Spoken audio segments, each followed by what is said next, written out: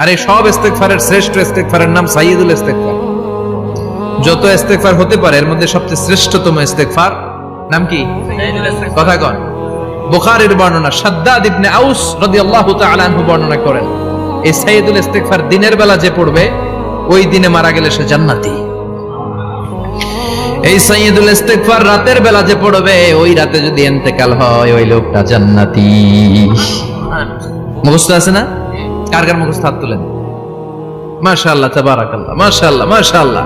আর যাদের নাই তাদের হোমওয়ার্ক, তাদের আল্লাহুম্মা আনতা রাব্বি লা ইলাহা ইল্লা আনতা খালাকতানি ওয়া আনা আবদুক ওয়া আনা আলা আহদিকা ওয়া ওয়া'দিকা মাস্তাতা'তু আউযু বিকা মিন শাররি মা সানা'তু আবুউ লাকা বিনি'মাতিকা আলাইয়া ওয়া আবুউ লাকা বিযামবি ফাগফিরলি ফাইন্নাহু লা ইয়াগফিরুদ যুনুবা ইল্লা আনতা। সুবহানাল্লাহ পড়েন।